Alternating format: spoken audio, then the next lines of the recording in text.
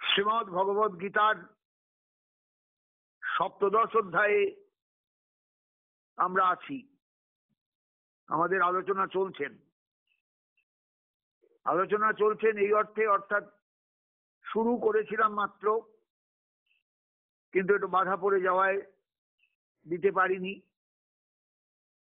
শ্রদ্ধাত্রয় বিভাগ ও যোগ। মানুষের জীবনে শ্রদ্ধা প্রয়োজন সব ক্ষেত্রে। এই শ্রদ্ধাও ত্রিবিধ, সাত্ত্বিক, রাজসিক, তামসিক।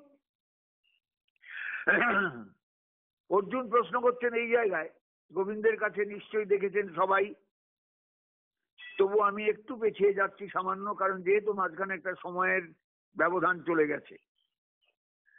যে শাস্ত্রবিধি মুৎসৃজ্য যজন্তে শ্রদ্ধয়ান্বিতা তেষাং নিষ্ঠা তু কা কৃষ্ণ সপ্তমাহ রজস্তম। গোবিন্দ যারা শাস্ত্রবিধি ত্যাগ করে অথচ শ্রদ্ধাযুক্ত হয়ে যার যোগ্য পূজাদি করে থাকেন, তাদের নিষ্ঠা কেমন? সাত্ত্বিকী, রাজসী না তামসী? প্রশ্নটা সবাই খেয়াল করবেন নিশ্চয়ই। এটার প্রশ্নের দিকে তাকাতে হবে। গোবিন্দ শুরু করলেন বলতে, আমরা আলোচনা করেছি, তবু একটু পেছিয়ে যাচ্ছি যেহেতু সময়ের একটা ব্যবধান এসে গিয়েছে। শ্রী ভগবান উবাচ ত্রিবিধা ভবতি শ্রদ্ধা দেহিনাং সা স্বভাবজা সাত্ত্বিকী রাজসী চৈব তামসী চেতি তাং শ্রীণু। গোবিন্দ এবার অর্জুনকে বলছেন, অর্জুন, ত্রিবিধা ভবতি শ্রদ্ধা, শ্রদ্ধাও তিন রকম। এটা স্বভাবজ। যে যেমন মানুষ, যে চরিত্রের, সেই স্বভাব অনুসারে তার শ্রদ্ধাও ত্রিবিধ, সাত্ত্বিক, রাজসিক এবং তামসিক। সাত্ত্বিকী শ্রদ্ধার বিশেষণ বলে সাত্ত্বিকী, রাজসী শ্রদ্ধার বিশেষণ রাজসী, তামসী শ্রদ্ধার বিশেষণ তামসী। অর্থাৎ যে যেমন মানুষ তার শ্রদ্ধাও তেমন। সত্যগুণময় মানুষ হলে তার সাত্ত্বিকী শ্রদ্ধা, রজগুণ প্রধান মানুষ হলে রাজসী শ্রদ্ধা, তমগুণময় মানুষ হলে তামসী শ্রদ্ধা। এগুলো কিন্তু আলোচনা হলেও তবু একটু আলোচনা করে নিচ্ছে এই কারণে যে এগুলো আমাদের খুব গুরুত্বপূর্ণ জীবনে। আমরা মনে করি সবাই বোধহয় আমরা শ্রদ্ধা নিয়ে চলছি, কিন্তু শ্রদ্ধাটা সাত্ত্বিকী হলো কিনা এ নিয়ে তো কেউ চিন্তা করি না, ভাবি না কেউ। অধিকাংশ ক্ষেত্রেই আমাদের শ্রদ্ধা রাজসী অথবা তামসী। আর এই শ্রদ্ধা নিয়ে কিন্তু আমরা বেশি দূর অগ্রসর হতে পারবো না। শ্রদ্ধাশীল না হলে কখনোই এগোনো যায় না কোন সাধন জগতে, অনুভবের জগতে। বেদ বহুকাল আগে বলেছেন, উপনিষদ বহুকাল আগে বলেছেন, শ্রদ্ধয়া দেয়ম অশ্রদ্ধয়া অদেয়ম।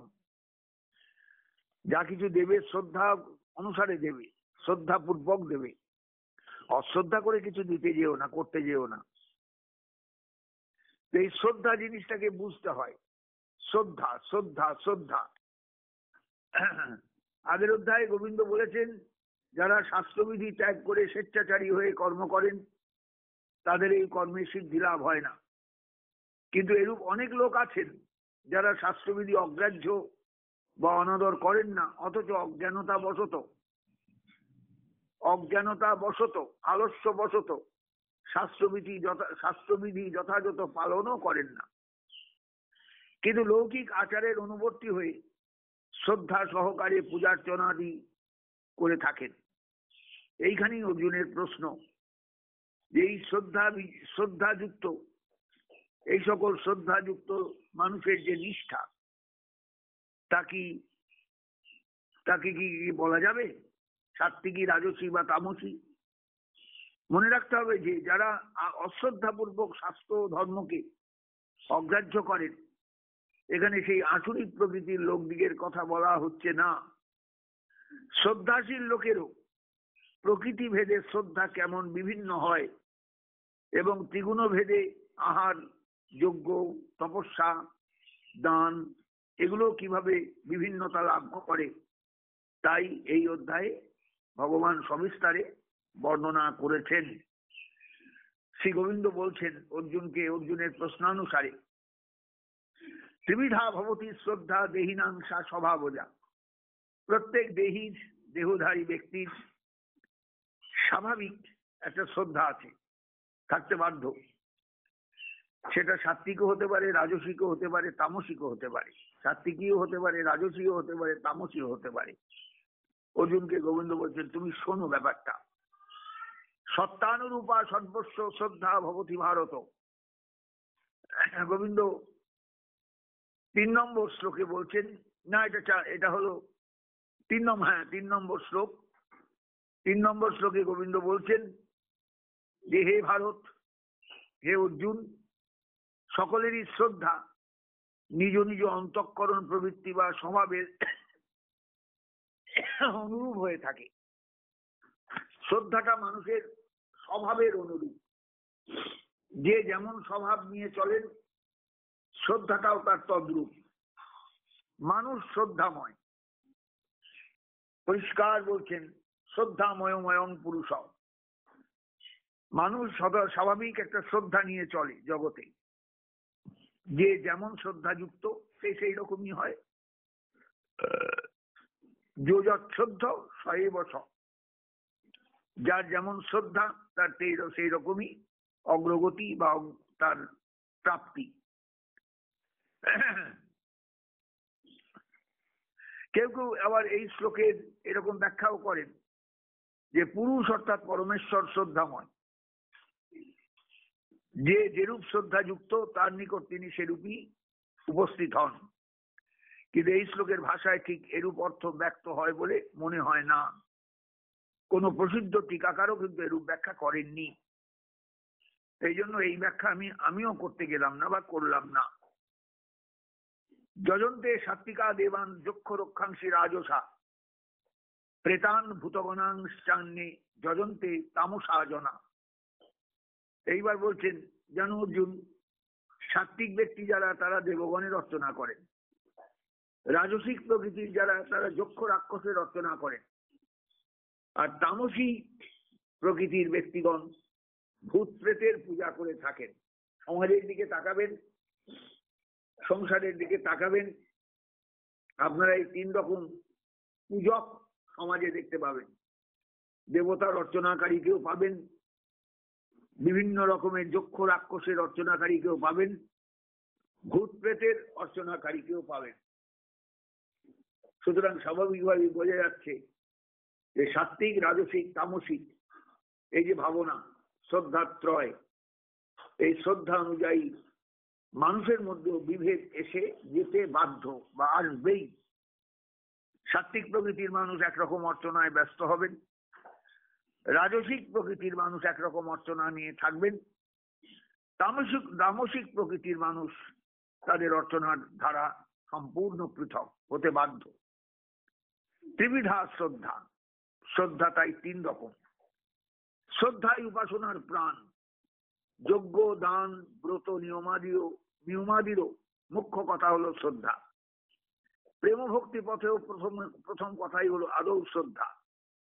শ্রদ্ধা থেকেই ক্রমে রুচি, রাগ, ভাব, নির্মল প্রেমের বিকাশ। ভক্তিশাস্ত্র ভক্তি রসামৃত সিন্ধুতে এইভাবে উল্লেখ করেছেন, ক্রম উল্লেখ করেছেন পরপর কিভাবে কার আবির্ভাব হয়। অর্জুন জিজ্ঞাসা করছেন, যারা শাস্ত্রবিধি জানেন না অথবা মানেন না, অথচ শ্রদ্ধানুসারে যজ্ঞ পূজাদি করেন, তাদের এই নিষ্ঠা সাত্বিক, রাজসিক না তামসিক? তার উত্তরে ভগবান বলছেন, শ্রদ্ধা সকলের এক রূপ হয় না। এর কারণ শ্রদ্ধা স্বভাবজা, শ্রদ্ধা স্বভাব থেকে জাত। সত্যানুরূপা অর্থাৎ স্বীয় স্বভাব অনুযায়ী যার অন্তঃকরণে যেরূপ সংস্কার, তার শ্রদ্ধাও সেই রূপ। শ্রদ্ধা মনের ধর্ম। মন স্বভাবতই অন্ধ, শ্রদ্ধাও অন্ধ। বুদ্ধির দ্বারা চালিত না হলে এই শ্রদ্ধা, অযোগ্য বস্তুতেই শ্রদ্ধা জন্মিয়ে জীবকে অধঃপাতিত করে। পক্ষান্তরে মনে যদি শ্রদ্ধা না থাকে লোকে যদি কেবল বুদ্ধির দ্বারাই চালিত হয় তবে কেবল শুদ্ধ, তাহলে কেবল শুষ্ক পাণ্ডিত্য, বিতর্ক ও নাস্তিকতা এসে যায়। বুদ্ধি ও সাত্বিকাদি ভেদে ত্রিবিধ, এবং শ্রদ্ধাও এই বুদ্ধি কর্তৃক চালিত হয় বলে এও ত্রিবিধ।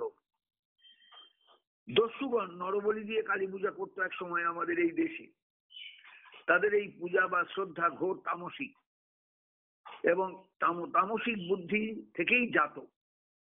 তামসিক বুদ্ধি থেকেই জাত। তামসিক বুদ্ধিতে অধর্মই ধর্ম বলে মনে হয়।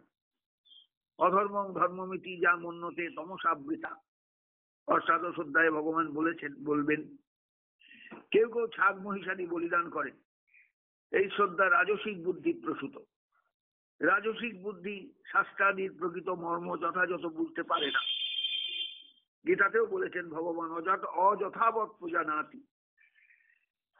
কেউ কেউ আবার ছাগ মহিষাদিতে কাম ক্রোধাদির পাশবৃত্তির প্রতীক মাত্র, ছাগ মহিষাদিকে কাম ক্রোধাদির পাশবৃত্তির প্রতীক মাত্র বুঝে ওই সকল রিপুকে বলিদান করাই শ্রেষ্ঠ বলে মনে করেন। তারা কার্যাকার্য প্রবৃত্তি নিবৃত্তি ঠিক ঠিক বোঝেন। এটাই হলো সাত্বিক বুদ্ধি প্রসূত। যারা কার্যাকার্য প্রবৃত্তি নিবৃত্তি ঠিক ঠিক বোঝেন, সেটাই হলো সাত্বিক বুদ্ধি প্রসূত সাত্বিক শ্রদ্ধা। অতএব এই জায়গাটা খুব ভালো করে বোঝা দরকার। সাত্বিক শ্রদ্ধা কাকে বলে, রাজসী শ্রদ্ধা কাকে বলে, তামসী শ্রদ্ধা কাকে বলে। সবই শ্রদ্ধা, কিন্তু শ্রদ্ধার মধ্যে সাত্বিক রাজসিক তামসিক ভেদ আছে। কিন্তু শ্রদ্ধা যখন স্বভাব অনুযায়ী হয় তখন এর পরিবর্তন কিভাবে হতে পারে? সত্য শুদ্ধি বা স্বভাবের পরিবর্তন হলেই শ্রদ্ধাও শুদ্ধ হয়। রজতম বৃত্তিকে দমন করে যখন শুদ্ধ সত্যগুণে দেহটা অবস্থান করে, তখন সকল সাধনারই পাত্র হয়ে যায় দেহটা। স্বভাব পরিবর্তনের পক্ষে আহার শুদ্ধি, সাধু সঙ্গ প্রভৃতির উপযোগিতা সর্বশাস্ত্রেই কীর্তিত হয়েছে। অতএব মানুষের এগুলো একটু উপলব্ধি করা দরকার প্রত্যেকে।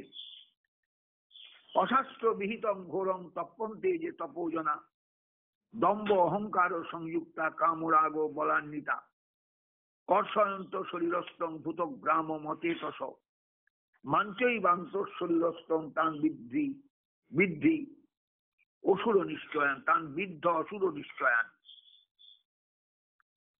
এই পর্যন্ত বলে ভগবান বলতে চাইলেন যে জেনে রেখে দিও অর্জুন, খুব ভালো করে বুঝবার চেষ্টা করো যে দম্ভ অহংকার কামনা আসক্তি বলগদ্বিত হয়ে যে সকল অবিবেকী ব্যক্তি শরীরস্থ ভূতগণকে এবং অন্তর্যামী রূপে দেহ মধ্যস্থ আমাকে কষ্ট দেয়, শাস্ত্র বিধি বিরুদ্ধ অত্যুগ্র তপস্যারি করে থাকে, তাদের আসুর বুদ্ধি বিশিষ্ট বলে মনে রেখো। আসুর বুদ্ধি বিশিষ্ট বলে জেনো। তাহলে বুঝতে পারছেন যে শরীরকে কষ্ট দেওয়াটাও কিন্তু সত্যিকারের উপাসনা নয়, এটা আসুরই তপস্যা। আমাদের চাই দৈবী তপস্যা, চাই দেবভাব। 7 নম্বর শ্লোকে এসে বলছেন আহার শুদ্ধিটা দরকার। আহারস্তবি সর্বস্ব ত্রিবিধ ভবতি প্রিয়, যজ্ঞস্তপস তথা দানং তেষাং ভেদ মীমাংসিনু। শুধু আহার শুদ্ধি নয়, যজ্ঞ তপস্যা দান এগুলোরও শুদ্ধি দরকার। আয়ুষ্যত্ব বলারোগ্য সুখ প্রীতি বিবর্ধনা, রস্যা স্নিগ্ধা স্থিরা হৃদা আহারা সাত্বিকা প্রিয়া। সাত্বিক আহার কর্তব্য। পরিষ্কার শাস্ত্র বলেছেন, দেহে যদি সপ্তগুণ না বাড়ে, ভেতরে যদি সপ্তগুণ না বাড়ে, তাহলে তুমি কেমন করে সাধন পথে বসবে, সাধন পথে থাকবে? তুমি তো রজগুণময় হয়ে যাবে, তমগুণময় হয়ে যাবে। তোমার তো সপ্তগুণ থাকবে না, ধরুন তুমি তো সপ্তগুণ ধরে রাখতে পারবে না। অতএব সাবধান। আয়ুষ সত্য বলারোগ্য সুখ প্রীতি বিবর্ধনা। আয়ুবর্ধক, সত্যগুণবর্ধক, বলবর্ধক, আরোগ্যবর্ধক, সুখবর্ধক, প্রীতিবর্ধক যে আহারগুলো, যাতে রস আছে, স্নিগ্ধতা আছে, যে সমস্ত আহার শরীরে গিয়ে স্থির থাকবে, শরীরটাকে চঞ্চল করবে না, এগুলোই হলো সাত্বিক আহার। সপ্তগুণময় যারা, তারা এই আহার পছন্দ করে। আমাদের দেখবেন সাধারণত ব্রত পালনের জন্য আমাদের হবিষ্যান্ন ভোজনের একটা ব্যবস্থা আছে আমাদের সমাজে।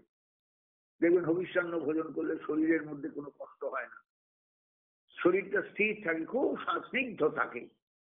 তাহলে বুঝতে পারবেন যে বেশি ঝাল, বেশি টক, বেশি নুন, বেশি কিছু মশলার প্রিপারেশন, এগুলো কিন্তু শরীরকে কষ্ট দেয়, শরীরের মধ্যে নানা রকমের উৎপাত সৃষ্টি করে। পক্ষান্তরে হবিষ্যান্ন আহার বা হবিষ্যান্ন গ্রহণ দারুণভাবে শরীরটাকে স্নিগ্ধ রাখে। তার মানে আহার শুদ্ধ হলে মানুষের ভেতরটাও শুদ্ধ হয়ে যায়, শুদ্ধ হতে বাধ্য, এবং সেই শুদ্ধি নিয়েই তাকে সাধন ভজনে বসতে হয়। আয়ুষ্যত্ব বলা আরোগ্য সুখ প্রীতি বিবর্ধনা রস্যা স্নিগ্ধা স্থিরা হৃদা আহারা সাত্বিকা প্রিয়া। সাত্বিক ব্যক্তি যারা, সত্যগুণময় যারা, তারা কিন্তু সব সময় আয়ুবর্ধক, সত্যগুণবর্ধক, বলবর্ধক, আরোগ্যবর্ধক, সুখবর্ধক, প্রীতিবর্ধক, এই সমস্ত চিত্তের প্রসন্নতা বর্ধক, রুচিবর্ধক, এই সমস্ত আহার পছন্দ করেন। আহারা সাত্বিকা প্রিয়া, এগুলো কিন্তু আমাদের প্রয়োজন আছে। কারণ আহার যদি ঠিক না হয়, আহারও শুদ্ধ ও সত্য শুদ্ধি, আমাদের শাস্ত্র বলেছেন অন্য জায়গায়, আহারও শুদ্ধ ও সত্য শুদ্ধি, সত্য শুদ্ধ ধ্রুবা স্মৃতি। যে স্মৃতিটা আমার দরকার সেটা হলো ধ্রুব, যা সত্য সেই স্মৃতিটা আমার জীবনে দরকার, যাতে সেই স্মৃতিটাকে আমি টানতে টানতে নিয়ে যেতে পারি জীবনের শেষ মুহূর্ত পর্যন্ত। এই জায়গাটা কিন্তু আমরা অনেক সময় বুঝি না, মনে করি আমাকে হবিষ্যান্ন খেলেই চলবে। কিন্তু হবিষ্যান্নও ক্ষতি করতে পারে যদি আপনি বেশি পরিমাণে ঘি খান, বেশি পরিমাণে লবণ নেন খাদ্যের মধ্যে, তাহলে কিন্তু ক্ষতি হবে। আপনাকে খুব সামান্য পরিমাণে সবকিছু নিয়ে অত্যন্ত সাধারণ ভাবে, যাতে উদর কোনোভাবে পীড়িত না হয়, সেই আহার গ্রহণ করা কর্তব্য। ওই জন্যই ছোট্ট করে বলেছেন আয়ুষ সত্য বলা আরোগ্য সুখ প্রীতি বিবর্ধনা রস্যা স্নিগ্ধা স্থিরা হৃদা আহারা সাত্বিকা প্রিয়া। আপনি এর মধ্যে সব পেয়ে যাবেন, আয়ুবর্ধক, সপ্তগুণবর্ধক, বলবর্ধক, আরোগ্যবর্ধক, সুখবর্ধক, প্রীতিবর্ধক, রসযুক্ত, স্নিগ্ধ, স্থির, যে আহার পেটে গিয়ে শরীরটাকে কষ্ট দেবে না, স্থির থাকবে, হৃদয়ের অত্যন্ত প্রিয়, এই হলো সাত্বিক আহার। আমাদের প্রত্যেকের এটা প্রয়োজন, এগুলো বোঝা দরকার।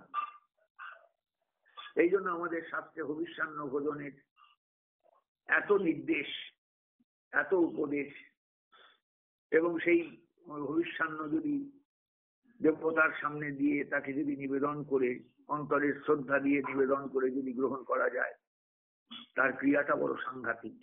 এইটা আমাদের জীবনে প্রয়োজন আছে, কারণ তাতে শ্রদ্ধা বাড়ে, শ্রদ্ধা স্থিরতা লাভ করে। পক্ষান্তরে কর্তম্য লবণোত্তুষ্ণ তীক্ষ্ণ দুঃখ বিদাহীন আহারা রাজস শ্রেষ্ঠা দুঃখ শোকাময় প্রদা।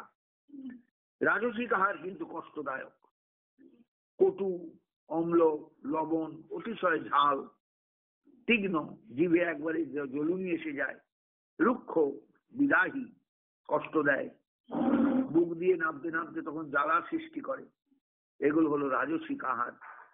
দুঃখ এনে দেয়, শোক এনে দেয়, আময় রোগ এনে দেয়, শরীরে রোগ এসে যায়, এগুলো রাজসিক আহার। অতি কটু, অতি অম্ল, অতি লবণাক্ত, অতি উষ্ণ, তীক্ষ্ণ, বিদাহী, এগুলো দুঃখ, শোক এবং রোগ উৎপাদক আহার, এগুলো রাজসিক আহার। এগুলো রজগুণাত্মক মানুষের কাছে বড় প্রিয়। সাবধান করে দিচ্ছেন ভগবান, অর্জুন, সপ্তগুণের জগতে ঢুকতে গেলে বা সত্যের ভূমিতে পা রাখতে গেলে তোমাকে রাজসিক আহার পরিত্যাগ করতেই হবে। পরিত্যাগ করতে হবে তামসিক আহার। জাত যেমন এক প্রহর অতীত হয়ে গেছে, জাম মানে প্রহর, জাত জামম, জাত জাম প্রহর যস্য, যে আহারের রান্নার পরে এক প্রহর অতীত হয়ে গেছে, রান্নার পরে বাসি হয়ে গেছে, সোজা কথা। প্রতি পর্যুষিতঞ্চ যত, বহু পূর্বে অনেক, যার মধ্যে একটা গন্ধ এসে গেছে, বাসি হয়ে গেছে। উচ্ছিষ্ট চামের ধম, উচ্ছিষ্ট কেউ ছুঁয়েছে, এটো করে দিয়েছে, অপবিত্র হয়ে গেছে, এগুলো হলো তামসিক আহার। ভোজনম তামস প্রিয়, অর্থাৎ তমগুণাচ্ছন্ন ব্যক্তি সাধারণত এইরকম আহার গ্রহণ করতে ভালোবাসে। তুমি তো তমগুণাচ্ছন্ন হয়ে থাকতে চাও না, তুমি সপ্তগুণময় হয়ে থাকতে চাও, সপ্তগুণকে ধারণ করতে চাও, অতএব সাবধান, এইরকম আহার কখনোই গ্রহণযোগ্য তোমার নয়। সমস্ত প্রকার সাধনের ক্ষেত্রেই ভক্তিমার্গে বিশেষত আহার শুদ্ধিটা বিশেষ চিন্তনীয় বিষয়। শ্রুতি বলেছেন আহার শুদ্ধ সপ্ত শুদ্ধি, সপ্ত শুদ্ধ ধ্রুবাত স্মৃতি, এটা ছান্দোগ্য উপনিষদের কথা। আহার শুদ্ধ হলে চিত্ত শুদ্ধ হয়, চিত্ত শুদ্ধ হলে শুদ্ধ চিত্তে সর্বদা ঈশ্বরের স্মরণ আসে, স্মরণ অব্যাহত হয়। এই জন্য রামানুজাচার্য এখানে আহার শব্দ খাদ্য অর্থেই গ্রহণ করেছেন। তার মতে খাদ্যের ত্রিবিধ দোষ পরিহার করা কর্তব্য। এক হলো জাতি দোষ, অর্থাৎ খাদ্যের প্রকৃতিগত দোষ, যেমন মদ মাংস রসুন পেঁয়াজ, এগুলো একদম পরিত্যাগ করা দরকার। আশ্রয় দোষ, অর্থাৎ যে ব্যক্তির নিকট থেকে খাদ্য গ্রহণ করা হচ্ছে তার দোষে খাদ্য যেন দুষ্ট না হয়। আমি কার কাছ থেকে খাদ্য নিলাম, সে যদি অতিশয় অসুচি হয়, অতি কৃপণ হয়, আসুর স্বভাব বিশিষ্ট হয়, কুৎসিত রোগাক্রান্ত হয়, এমন যদি কেউ হয় পাচক বা পরিবেশনকারী, তাহলে কিন্তু সেটা সেই খাদ্য আমার ক্ষতি করবে। আর নিমিত্ত দোষ হলো যে খাদ্যে ধুলো ময়লা চুল মুখের লালা এগুলো যদি এসে পড়ে তাহলে খাদ্য অপবিত্র হয়ে যায়, খাদ্য দূষিত হয়ে গেল। এই খাদ্যও কিন্তু বর্জনীয়। উচ্ছিষ্ট চামেধ্যম, অমেধ্য আহার, অমেধ্য আহার এগুলো কিন্তু কখনোই গ্রহণযোগ্য নয়। সাবধান করে দিচ্ছেন ভগবান, সাবধান করে দিচ্ছেন গীতার প্রবক্তা, যে তুমি যে শ্রদ্ধা নিয়ে চলবে, তোমার শ্রদ্ধাটা তৈরি হবে কেমন করে যদি শ্রদ্ধার গোড়াটাই নড়বড়ে হয়ে যায়। যে খাদ্যে তোমার দেহ পুষ্ট হবে, ইন্দ্রিয় পুষ্ট হবে, স্মরণ পুষ্ট হবে, সেই খাদ্যটাই যদি দূষিত হয় কি করে তুমি এগুবে? পরিষ্কার তাই বললেন, অফলাকাঙ্ক্ষী যোগ্য বিদির্দিষ্ট জয়জ্জতে জ্যেষ্ঠব্য মেবেতি মন সমাধায় সসাত্বিক। ফলাকাঙ্ক্ষা ত্যাগ করে যোগ্য করতে হয়, আমি তাই করি, এরূপ অবশ্য কর্তব্য বোধে শাস্ত্রবিধি অনুসারে শান্ত চিত্তে যে যজ্ঞ অনুষ্ঠিত হয় তার নাম সাত্বিক যজ্ঞ। ফলাকাঙ্ক্ষা ত্যাগ করে চলতে হয় সব সময়। ফলাকাঙ্ক্ষা নিয়ে চললে কখনোই সার্থক হয় না জীবনে মানুষ। অতএব শাস্ত্রবিধি হলো ফলাকাঙ্ক্ষা ত্যাগ করে যজ্ঞ করতে হয়। এরূপ অবশ্য কর্তব্য বোধে শাস্ত্রবিধি অনুসারে শান্ত চিত্তে যে যজ্ঞ অনুষ্ঠিত হয় তাই হলো সাত্বিক যজ্ঞ। অতএব মানুষকে বলছেন তুমি সত্যগুণময় হয়ে যজ্ঞে প্রবৃত্ত হও, সত্যগুণকে ধরে রাখো, সত্যগুণকে বাড়াও, সত্যগুণকে কখনো ছেড়ো না। তোমার ভেতরে যেন রজগুণ তমগুণ প্রাধান্য বিস্তার না করে, এটা কিন্তু পরিষ্কার বলে দিচ্ছেন শাস্ত্র, গীতাতেও বলছেন তাই। অফলাকাঙ্ক্ষীবীর যজ্ঞ, কাঙ্ক্ষীবীর যজ্ঞ বিধির্দিষ্ট জয়জ্জতে জ্যেষ্ঠব্য মেবেতি মন সমাধায় সসাত্বিক। সাত্বিক যজ্ঞ কাকে বলে? ফলাকাঙ্ক্ষা ত্যাগ করে যজ্ঞ করতে হয়, আমি তাই করছি। এই অবশ্য কর্তব্য বোধের শাস্ত্রবিধি অনুসারে শান্ত চিত্তে যে যজ্ঞ অনুষ্ঠিত হয় তার নাম সাত্বিক যজ্ঞ। তাই সাত্বিক যজ্ঞ কি সবাই করতে পারে? সপ্তগুণ কেমন করে উৎকর্ষ লাভ করে, সপ্তগুণ কেমন করে বাড়ে, সপ্তগুণ কোন খাদ্যে বাড়ে, কোন খাদ্যে কমে, কোন খাদ্যে সপ্তগুণের হ্রাস হয়, কোন খাদ্যে বৃদ্ধি হয়, এগুলো সম্পর্কে মানুষের ধ্যান ধারণা নেই বললেই চলে। অতএব প্রত্যেক মানুষকে এই ধ্যান ধারণাগুলো রাখতে হয়। সাত্বিকাদি তিন প্রকার যজ্ঞ। ধর্মরাজ যুধিষ্ঠিরকে শ্রীকৃষ্ণ এইভাবে সাত্বিক যজ্ঞ করতে উপদেশ দিয়েছিলেন। তিনিও নিষ্কাম ভাবে সেই যজ্ঞ সম্পন্ন করেছিলেন, একথা মহাভারতে বলা আছে। অতএব আমাদের এগুলো একটু একটু উপলব্ধি নিয়ে বোঝা দরকার। আমরা কেউ ধর্মরাজ যুধিষ্ঠির নই, আবার আমাদের কাছে গোবিন্দও আসেননি, কিন্তু আমাদের তো গীতা তো সামনে আছে, গীতা তো গোবিন্দের শ্রীমুখের বাণী। অতএব আমাদের এগুলো একটু খেয়াল করে চলা দরকার প্রত্যেকে। বিশেষ করে 11 নম্বর শ্লোকটা খুব দরকারি। অফলাকাঙ্ক্ষী বীর্যজ্ঞ বিধির্দিষ্ট জয়জ্জতে। ফলাকাঙ্ক্ষা ত্যাগ করে যজ্ঞ করতে হয়, তাই করি। এরূপ অবশ্য কর্তব্য বোধে শাস্ত্রবিধি অনুসারে শান্ত চিত্তে যে যজ্ঞ অনুষ্ঠিত হয় তার নামই হলো সাত্বিক যজ্ঞ। অন্তত সাত্বিক যজ্ঞ, যজ্ঞটা সাত্বিক হোক, আমার অনুষ্ঠানটা সাত্বিক হোক, আমার প্রতিদিনের সংসার যাত্রাটা সাত্বিক হোক, এটা আমরা চাইতেই পারি। এইভাবেই আমাদের ধীরে ধীরে এগিয়ে যেতে হবে সাত্বিক যজ্ঞকে সামনে রেখে। অভিসন্ধায় তো ফলম দম্ভার্থমপি চৈব যৎ ইজ্জতে ভরত শ্রেষ্ঠ তম যজ্ঞম বৃদ্ধি রাজসম। ফলম অভিসন্ধায়, ফল কামনা করে, দম্ভার্থ অহংকার দেখাবার জন্য, মহত্ব দেখাবার জন্য যে যজ্ঞ অনুষ্ঠিত হয় সেটা হলো রাজসিক যজ্ঞ। আর বিধিহীনম অশ্লিষ্টান্নম মন্ত্রহীনম অদক্ষিণম, বিধিহীন শাস্ত্রোক্ত বিধিশূন্য, অশ্লিষ্টান্নম অন্নদানহীন, মন্ত্রহীন মন্ত্রবর্জিত, অদক্ষিণম দক্ষিণাহীন, শ্রদ্ধাহীন যে যজ্ঞ সেই যজ্ঞই হলো তামসিক যজ্ঞ। সাবধান করে দিচ্ছেন, সাবধান, তামসিক যজ্ঞ পরিত্যাগ করুন, রাজসিক যজ্ঞ পরিত্যাগ করো। তুমি চেষ্টা করবে তোমার যজ্ঞটাকে সাত্বিক যজ্ঞে পরিণত করতে। খুব সাবধান অর্জুন, তবেই তুমি এগুতে পারবে সাধন পথে। তোমার প্রতিটা কর্ম তখন পরিপূর্ণতা লাভ করবে সাত্বিকতার মধ্যে দিয়ে। তারপরেই ভগবান চলে গেলেন শ্রদ্ধা বিরোহী দেবদ্বিজ গুরু প্রাজ্ঞ পূজনং শৌচমার্জবম ব্রহ্মচর্য মহিংসা চ শারীরম তপ উচ্চতে। শরীরের তপস্যা কাকে বলে? অনুদ্বেগ করম বাক্যং সত্যং প্রিয়হিতং চ যৎ সাধ্যয় ভ্যাসনং চৈব বাংময়ং তপ উচ্চতে। কাকে বলে বাংময় তপস্যা? মনঃপ্রসাদ সৌম্যত্বং মৌনমাত্ম বিনিগ্রহ ভাব সংশুদ্ধি দিচ্ছে তপ মানস উচ্চতে। কাকে বলে মানসিক তপস্যা? এগুলো প্রত্যেকটা কিন্তু অনুভবের, প্রত্যেকটা শ্লোক অনুভবের বিষয়।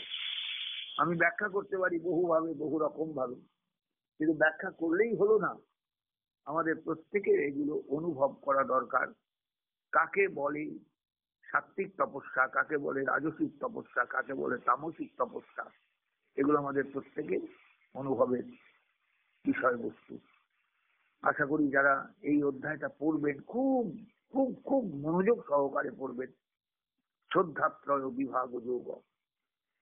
শ্রদ্ধা 3 রকমের, সাত্বিকী, রাজসী এবং তামসী। আমাদের দরকার সাত্বিকী শ্রদ্ধা। রাজসী তামসী এই শ্রদ্ধা নয়। অতএব সেই সাত্বিকী শ্রদ্ধা যদি তৈরি করতে হয় ভেতরে, সাত্বিকী শ্রদ্ধার অধিকারী যদি নিজে হতে হয়, তাহলে মানুষকে কতখানি চেষ্টা করতে হবে, কি কি আহার গ্রহণ করতে হবে, কিভাবে থাকতে হবে জীবনে চলার পথে, কিভাবে থাকতে হবে জীবনে চলার পথে, কাদের সঙ্গ করতে হবে, কাদের সঙ্গ করা নিষিদ্ধ, এগুলো সব কিন্তু খুব গভীরভাবে অনুভবের সঙ্গে বোঝা দরকার। তবে আমরা জীবনে চলার পথে গীতাকে অনুসরণ ঠিক করতে পারবো, নইলে আমরা গীতাকেও অনুসরণ করতে পারবো না। আমাদের জীবনটা এলোমেলো হয়ে যাবে। এলোমেলো তো এমনি হয়ে গেছে, সেই জীবনকে আরো এলোমেলো করে তোলাটা তো উচিত নয়, তাকে সামলানো দরকার। সেই জীবনটা যাতে সুস্থ হয়, স্বচ্ছন্দ হয়, ভগবত অনুশীলনময় হয়, ভগবত স্মরণময় হয়, ভগবত চিন্তনময় হয়, সেটা আমাদের দেখা একান্ত প্রয়োজন। গীতার যিনি প্রবক্তা সেই গোবিন্দ আমাদের কৃপা করুন, তিনি আমাদের করুণা করুন, তিনি আমাদের দয়া করুন, যাতে আমরা সবাই গীতার উপলব্ধি নিয়ে সংসারে চলতে পারি, সংসারে থাকতে পারি এবং সংসারের অন্তিম মুহূর্তে সংসার থেকে বিদায়ও নিতে পারি। আজ এই পর্যন্ত রাখলাম। জয় নিতাই, জয় গৌরহরি, জয় শ্রীমদ্ ভগবদ্ গীতা।